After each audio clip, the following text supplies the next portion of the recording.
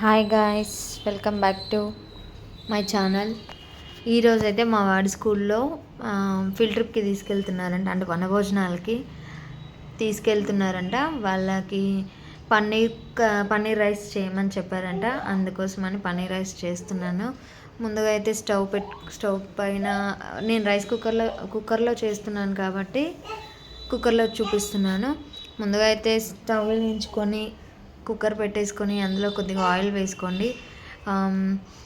First కొంచెం పసుపు, కారం, ఉప్పు ఆయిల్లోనే వేసుకొని అది కొంచెం ఫ్రై అయ్యాక మన పన్నీర్ ముక్కల్ని అందులో వేసుకొని వాటిని కూడా ఫ్రై చేసుకొని పక్కకు తీసుకోండి.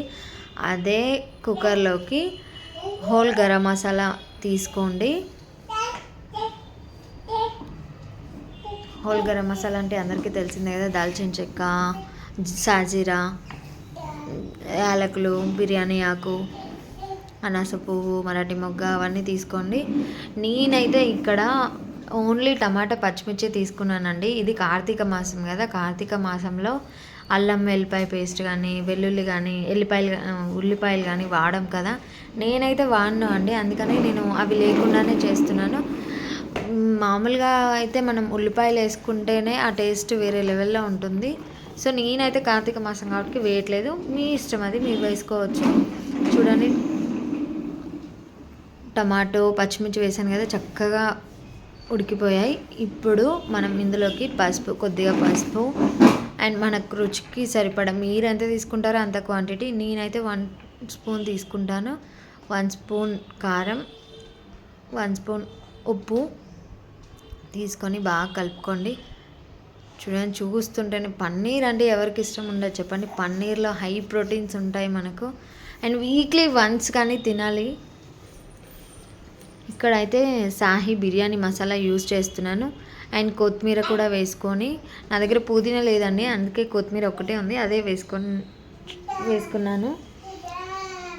సో చక్కగా ఫ్రై అయిపోయాక మనం ఏ గ్లాస్తో అయితే రైస్ తీసుకున్నామో ఆ గ్లాస్తో వాటర్ తీసుకోవాలి. నేను 1 గ్లాస్ రైస్ తీసుకున్నాను కాబట్టి 3 గ్లాసుల వాటర్ అయితే తీసుకున్నాను. అండ్ మనం సాల్ట్ ఇంతకుముందే వేసుకున్నాం కాబట్టి సాల్ట్ సరిపోయిందా లేదా చూసుకోండి. పిల్లలు తినాలి అనుకుంటే కొంచెం ఘాటు తక్కువగా ఉంటేనే బాగుంటుంది కదా. సో ఇప్పుడైతే మనం ముందుగానే నానబెట్టుకున్న రైస్ని అయితే వాటర్లో వేసేసుకుంటున్నాను. వాటర్ బాయిల్ అవ్వగానే మనం నానబెట్టుకున్న రైస్ వేసుకుంటే సరిపోతుంది. పర్ఫెక్ట్ కదా. నాకు ఎందుకో వాటర్ కొంచెం ఎక్కువైనట్టు అనిపించింది. సో మీరైతే కొంచెం తక్కువైనా ఏం లేదు కానీ ఎక్కువైతే కాకుండా చూసుకోండి. ఇప్పుడు మనం ఫ్రై చేసి పెట్టుకున్న పన్నీర్ ముక్కలను అయితే వేసుకోండి. అండ్ వీటితో పాటు మీకు ఇష్టం ఉంటే జీడిపప్పు కూడా వేసుకోవచ్చండి, బట్ నాకు ఇష్టం లేదు అందుకని నేను వేసుకోలేదు. అండ్ అది మీ ఆప్షనల్ మాత్రమే. ఇప్పుడు విజిల్కి మనం రబ్బర్ విజిల్ పెట్టేసుకొని ఒక్క విజిల్ వస్తే సరిపోతుందండి. పొడి పొడిగా వస్తుంది, ఎక్కువగా వేసుకుంటే మాత్రం మెత్తగా అయిపోతుంది. చూడండి అసలు ఎంత బాగుందో, పొడి పొడిగా చూస్తుంటే నోరు ఊరిపోతుంది. అంతే, టేస్టీగా పన్నీర్ పులావ్ అయితే రెడీ అయిపోయింది. Thank you for watching.